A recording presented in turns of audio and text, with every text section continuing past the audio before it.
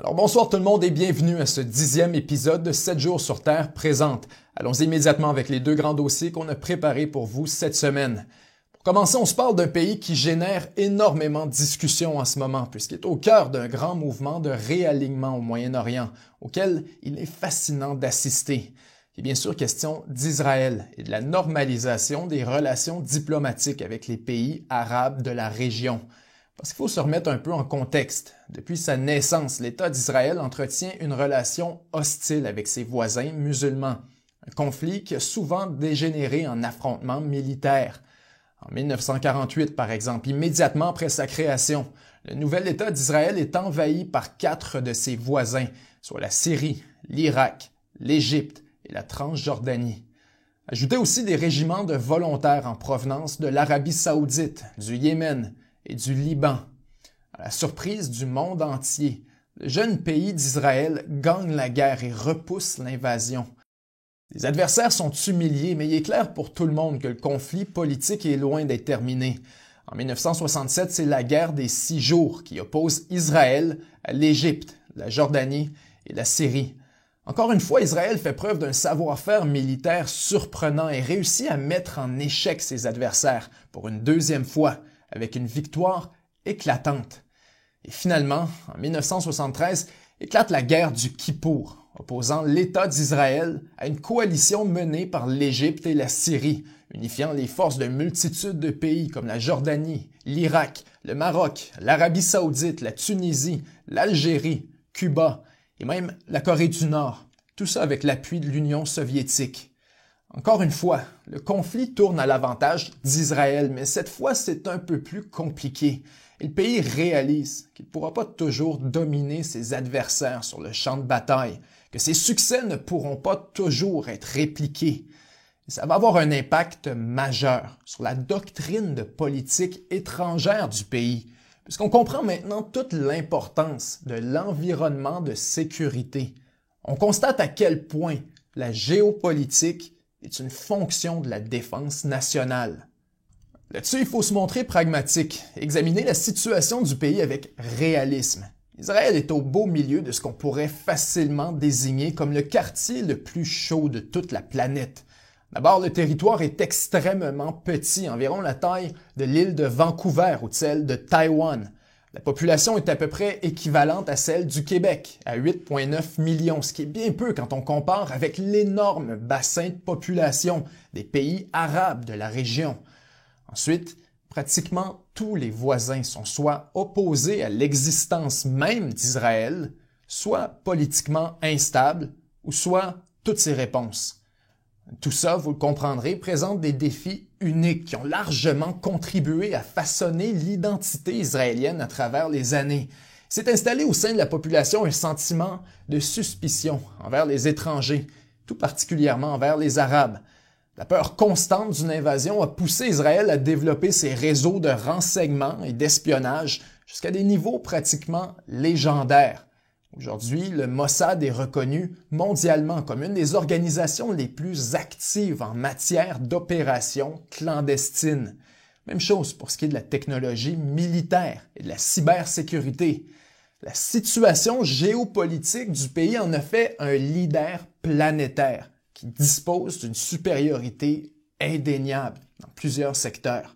C'est une stratégie très facile à comprendre. Israël essaie de compenser pour son désavantage stratégique ainsi que sa petite population avec des services de renseignement et d'espionnage de classe mondiale, ainsi qu'une industrie de la défense à la fine pointe de la technologie. Puisque le pays est en situation d'infériorité numérique face à ses adversaires, il doit faire preuve de créativité et toujours avoir un coup d'avance sur le reste du monde. Depuis des décennies, donc, la géopolitique d'Israël est profondément connectée à son identité nationale. Ajoutons que le service militaire est obligatoire pour un minimum de 2 ans, ce qui veut dire qu'il y a chez la population un fort sentiment d'appartenance envers la cause nationale et que tous les Israéliens sont sensibles au moins un peu aux intérêts stratégiques du pays. Là-dessus, il n'y a pas beaucoup d'États modernes qui peuvent en dire autant. Le résultat de tout ça, c'est que le pays est constamment en état d'alerte et très actif sur la scène internationale. Le gouvernement israélien perçoit la diplomatie comme une extension essentielle de son influence, mais ne gêne pas non plus pour agir unilatéralement lorsqu'il sent que ses intérêts sont trop menacés. On pourrait citer de nombreux exemples de frappes militaires israéliennes supposément préventives contre des cibles en Syrie, en Irak ou même en Iran. Dans les coulisses, les diplomates israéliens sont reconnus comme étant certains des meilleurs négociateurs du monde, et encore aujourd'hui, avec l'aide d'un puissant lobby déployé au Congrès américain, Israël est souvent en mesure d'extraire des États-Unis des concessions formidables, qui en font une véritable puissance de soft power, qui peut projeter son influence presque partout dans le monde. Stratégiquement, la relation entre Washington et Israël est assez facile à comprendre. Pour les États-Unis, Israël est un bastion de démocratie et de modernité dans une région du monde qui en a grandement besoin. En plus, c'est une bonne manière d'avancer les intérêts de Washington au Moyen-Orient, puisqu'Israël partage beaucoup de ses intérêts et projette une influence importante. Pour Israël, le calcul qui justifie l'alliance avec Washington est tout aussi simple. Les pays voisins sont presque tous hostiles et Israël ne possède aucun allié dans toute la région. Sans l'appui des États-Unis, il serait extrêmement difficile d'assurer la sécurité du pays. Pour Israël, l'alliance avec Washington n'est donc pas tellement un choix, autant qu'une obligation qui relève de la posture stratégique du pays dans la région. Et ça, pour Israël, pour très longtemps, c'était pas vraiment un problème puisque les États-Unis travaillaient largement dans les intérêts du pays et que le lobby israélien à Washington est extrêmement fort. Donc, lorsqu'Israël a vraiment besoin de quelque chose, normalement, il l'obtient. En fait, il suffit de regarder la liste des ennemis traditionnels de l'État d'Israël pour constater qu'un nombre impressionnant d'entre eux ont été neutralisés directement ou indirectement par la politique étrangère américaine au cours des dernières années. D'abord, l'Irak. Le pays s'est effondré à la suite de l'invasion américaine. Ensuite, la Syrie, qui est un champ de ruines après les opérations contre l'État islamique et le régime de Bachar al-Assad. Puis, vous avez la Libye, qui s'est désintégrée de façon spectaculaire après un coup d'État appuyé par Hillary Clinton et le gouvernement américain. Même chose pour l'Égypte, qui est tombée pendant le printemps arabe et qui peine encore à se relever aujourd'hui. On pourrait poursuivre avec l'Iran, dont l'économie est étranglée par les sanctions internationales et complètement isolée du reste du monde. Ensuite, pourquoi pas inclure l'Arabie saoudite, une autre menace qui a été largement neutralisée par la politique américaine, cette fois à travers une alliance militaire qui force le royaume saoudien à tolérer Israël. Décidément, quand on regarde les 20 dernières années de politique étrangère américaine au Moyen-Orient, on réalise qu'il est très rare que ça ne va pas dans les intérêts géopolitiques de l'État d'Israël. On pourrait s'étendre sur les raisons de cette connivence, mais il faut noter que les actions américaines au Moyen-Orient n'avaient pas comme seul objectif de défendre Israël. En fait, les Américains étaient profondément dépendants du pétrole de la région et voulaient donc le façonner à leur manière pour contrôler l'approvisionnement. Israël était un des intérêts américains au Moyen-Orient, mais loin d'être l'objectif principal. Et c'est pour ça qu'aujourd'hui, alors que les États-Unis tentent de se désengager du Moyen-Orient, la situation géopolitique dans la région est sur le point de radicalement changer. Pour l'Amérique, il y a au moins deux raisons qui expliquent ce désengagement. D'abord, les États-Unis ont atteint l'indépendance énergétique, donc le pétrole du Moyen-Orient est beaucoup moins important. Ensuite, Washington est au beau milieu de son fameux pivot asiatique entamé en 2013 sous l'administration Obama, qui a pour objectif de concentrer l'attention militaire des États-Unis vers la Chine. De plus en plus, tout le monde comprend que les États-Unis vont devoir se retirer presque entièrement du Moyen-Orient et qu'il faut donc trouver un nouvel équilibre de la force, qui est aussi dépendant de l'influence américaine. Pour Israël, c'est tout un recalcul qui exige que le pays accomplisse une sorte d'acrobatie diplomatique que peu de gens croyaient possible il y a à peine quelques mois.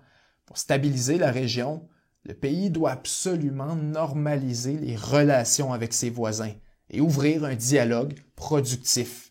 Parce que sans Washington, il va être extrêmement difficile de survivre dans une situation de tous contre un. Israël a besoin de nouveaux amis, et peut-être même de nouveaux alliés, pour continuer à offrir un contrepoids à la montée de l'Iran et de la Turquie qui inquiète presque tout le monde dans la région. On dit souvent qu'à la guerre, les ennemis de mes ennemis sont mes amis. Et c'est précisément cette réalité qui pourrait permettre au Moyen-Orient d'atteindre, un peu par lui-même, un nouvel équilibre. Puisque même si Israël et l'Arabie saoudite ne sont pas des grands amis, ils partagent au moins une chose. Tous les deux sont des ennemis jurés de l'Iran et tous les deux considèrent que c'est une menace existentielle à leur État respectif. Ce que ça veut dire, c'est qu'il y a un espace pour la collaboration. Et c'est d'ailleurs exactement ce qu'on a vu récemment lorsque le premier ministre Netanyahou s'est rendu secrètement en Arabie saoudite pour y rencontrer Mike Pompeo, ainsi que le prince héritier Ben Salman. Quelques jours plus tard, le scientifique en chef du programme nucléaire iranien était assassiné en pleine rue, à quelques kilomètres de la capitale Téhéran. On apprendra plus tard que c'était une opération du Mossad israélien en collaboration avec l'Arabie saoudite. C'est fascinant. Il se développe un nouvel axe au Moyen-Orient pour opposer l'Iran, qui surpasse toutes les réticences habituelles, même religieuses. Et d'une manière, c'est compréhensible, puisque l'Arabie saoudite se retrouve à peu près dans la même position qu'Israël et qu'elle aussi se fait de plus en plus larguer par les États-Unis à travers le retrait du Moyen-Orient. On en a parlé à l'épisode 6. Le royaume saoudien est à la croisée des chemins, et pour éviter d'être supplanté par l'Iran, il doit se préparer au retrait des États-Unis. Cette logique semble s'appliquer pour beaucoup d'acteurs de la région qui comprennent que la situation est en train de changer et qu'il faut s'y adapter. En août 2020 donc, 2 pays arabes annoncent qu'ils normalisent leurs relations avec l'État d'Israël, les Émirats arabes unis et le Bahreïn. C'est un véritable tremblement de terre politique qui surprend la communauté internationale et qui brise des décennies de statu quo. Depuis très longtemps, la cause palestinienne était une précondition qui bloquait beaucoup des négociations. Les pays arabes refusaient de reconnaître l'État d'Israël tant qu'il occupait la Cisjordanie. Avec les accords d'Abraham, pour la première fois, la question palestinienne a été évacuée des négociations, ce qui a permis d'enfin sortir de l'impasse. Pour Israël, c'est une percée majeure qui permet de jeter les bases pour signer de nouvelles ententes avec d'autres pays arabes. Pour le peuple palestinien, c'est rien de moins qu'une trahison qui donne à Israël la chance d'annexer la Cisjordanie et d'abuser de sa position, sans en craindre les conséquences avec les pays arabes. Il faut aussi voir l'autre côté de la médaille. Les pays arabes voient bien que pour continuer à acheter des armes américaines, il est impossible d'être vu comme une menace à Israël. Les Américains ne vendront jamais de missiles à un pays s'ils ont peur de les voir s'abattre contre Jérusalem ou Tel Aviv 6 mois plus tard. C'est seulement logique et pragmatique.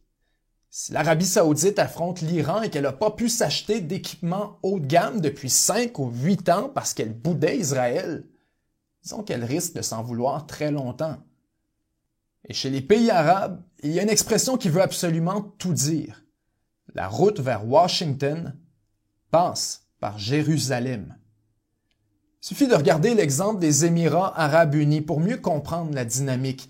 Dans la foulée de l'entente avec Israël, le pays a acheté pour 23 milliards de dollars en armes américaines. C'est gigantesque. On parle de 40 avions de chasse F-35, de drones et toute une variété de bombes et de missiles. En temps normal, jamais cette transaction n'aurait été approuvée par le Congrès américain, ne serait-ce qu'à cause de l'influence du lobby israélien, qui aurait vu la transaction comme une menace directe à la sécurité du pays. Les États-Unis ne font pas ce genre de vente d'armes aussi facilement à d'autres pays qu'Israël, justement pour s'assurer qu'il garde son avantage militaire dans la région. Mais aujourd'hui, les choses ont changé. Désormais, les ententes d'armement sont un argument convaincant pour pousser les pays arabes à normaliser leurs relations avec Israël. D'une manière, c'est un instrument de plus dans l'arsenal diplomatique israélien, puisqu'il devient possible d'extraire des concessions aux pays arabes plutôt que d'en faire soi-même. C'est extrêmement rusé. Et tout ça change complètement l'équilibre de la force au Moyen-Orient, qui a longtemps reposé sur la présence des États-Unis comme puissance dominante. Aujourd'hui, le monde semble s'entendre que la situation n'est plus la même, que les tendances de l'Iran et de la Turquie demandent une forme de collaboration entre les États de la région et qui est contre-productif de continuer à bloquer tout dialogue avec Israël, tant et aussi longtemps qu'il ne bouge pas sur la question palestinienne. C'est peut-être pas la solution romantique, ça va peut-être en choquer plusieurs, mais c'est de la réelle politique. Le sort des victimes, la souffrance des Palestiniens, tout ça est secondaire aux intérêts supérieurs de chacun des pays impliqués. C'est la triste et brutale réalité. Déjà, d'autres pays de la région sont intéressés à normaliser leurs relations avec Israël, comme le Maroc, l'Arabie saoudite et le Soudan. Quand on considère l'historique de l'État d'Israël avec chacun de ces pays, ce serait un développement pour le moins majeur, pour ne pas dire historique.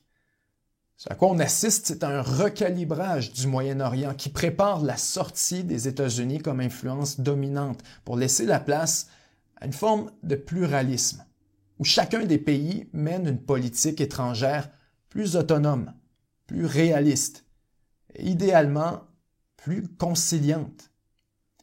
Parce que ce qui risque de se produire après la normalisation des relations avec Israël, c'est une intégration économique du Moyen-Orient, qui pour le moment est une des régions les moins intégrées du monde. Ce que ça veut dire, c'est que les pays du Moyen-Orient ont très peu de relations commerciales les uns avec les autres. En fait, ça représente seulement 10% de leurs échanges commerciaux. En comparaison, 60% des échanges des pays de l'Union européenne sont faits à l'intérieur de l'Union. Vous comprendrez que ce genre de manque d'intégration a des conséquences importantes sur le développement économique et que pour qu'un pays s'enrichisse, il doit pouvoir faire du commerce avec ses voisins. C'est vrai depuis des milliers d'années et ce l'est toujours aujourd'hui.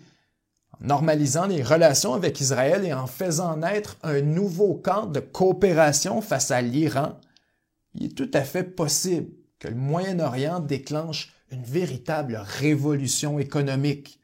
En plus d'accélérer l'intégration de la région, les investissements étrangers risquent de se mettre à pleuvoir pratiquement du jour au lendemain. En 2019, le Moyen-Orient pris dans son ensemble a exporté 3 fois plus vers la Chine que vers les États-Unis. Avec la normalisation, les investissements et les accès au marché américain pourraient être beaucoup plus faciles à obtenir.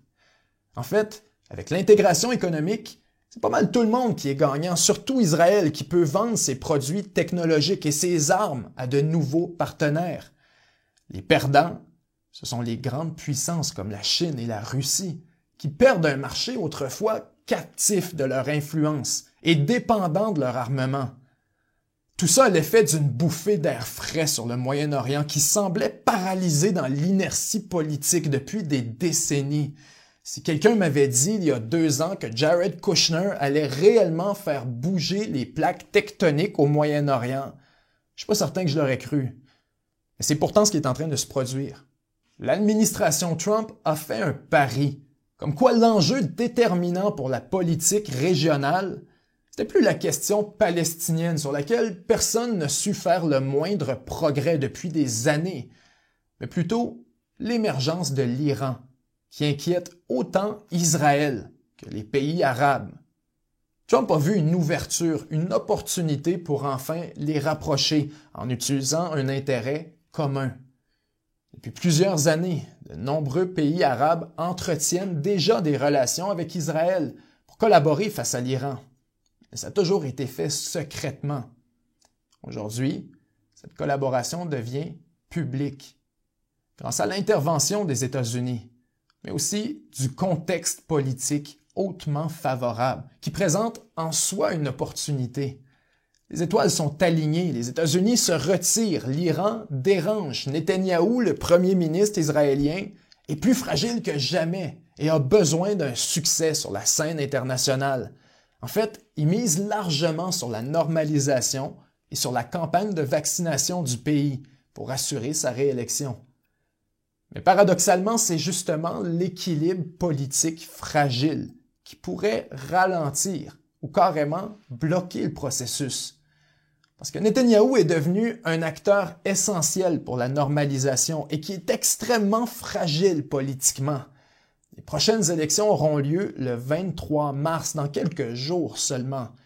S'il fallait que Netanyahou tombe, qu'il soit remplacé par un nouveau premier ministre avec son propre agenda de politique étrangère, c'est le processus de normalisation au complet qui serait remis en question, du moins chez les pays arabes, qui ont appris à connaître et à travailler avec Netanyahou à travers les années. Dans le pire scénario, ça causerait une perte de confiance chez les acteurs de la région et ramènerait tout le monde à la case départ. Dans le scénario le plus optimiste, le processus est ralenti de quelques mois pendant que tout le monde apprend à se connaître. Bref, c'est un jeu d'équilibre extrêmement délicat pour réussir à sortir une des régions les plus troublées du monde, d'une paralysie diplomatique qui dure depuis des années. Bien sûr, c'est pas la première fois qu'on voit des ententes du genre et il y a eu des échecs spectaculaires par le passé. Mais cette fois, il semble y avoir une réelle volonté de faire plus que de s'acheter la paix avec Washington.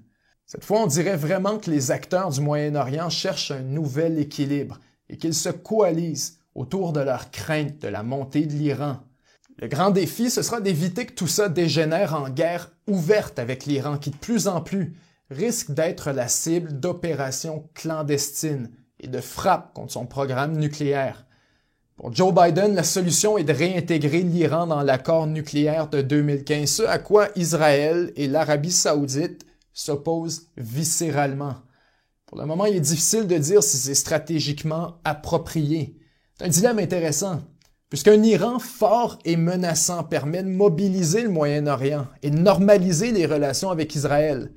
Est-ce qu'il est vraiment rusé pour Joe Biden de normaliser l'Iran en neutralisant la menace nucléaire? C'est paradoxal, mais normaliser l'Iran, ça pourrait gâcher tout le processus de paix au Moyen-Orient. On vit dans un monde rempli de contradictions. Et c'est pour ça que la réelle politique, parfois, n'a pas le choix de s'imposer. Donc, je vous pose la question, et j'ai hâte de lire votre réponse dans les commentaires. Selon vous, avec tout ce qu'on s'est dit, quelle est la meilleure approche pour le Moyen-Orient? Est-ce que les États-Unis doivent normaliser l'Iran? Est-ce qu'ils doivent continuer de l'isoler pour mobiliser les pays arabes et les rapprocher d'Israël? Rassurez-vous, on ne trouvera pas la solution. Mais l'exercice est quand même intéressant. C'est un enjeu extrêmement complexe, nuancé. Nous avons délibérément mis de côté beaucoup des sensibilités et des controverses en lien avec la question israélienne pour vous le présenter de manière aussi neutre et réaliste que possible. On aura la chance d'approfondir tout ça dans les prochains épisodes. Ce qu'on voulait vous présenter cette semaine, ce sont surtout les motivations qui poussent les acteurs de la région à revoir leur stratégie en matière de géopolitique, ainsi que leur posture face à Israël. D'ici là, j'espère que nous avons su vous intéresser à un des enjeux les plus importants de la planète, qui a le potentiel de redéfinir le Moyen-Orient pour les années à venir.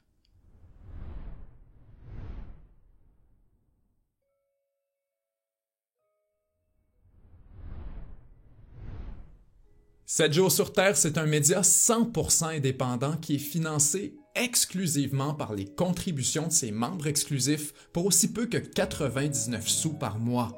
En plus de permettre la production de cette émission, les membres exclusifs ont accès à une tonne de contenu qui leur est entièrement réservé, dont un segment complet de cette émission, ainsi qu'une revue de presse à chaque semaine où on revient sans script sur les grands dossiers d'actualité.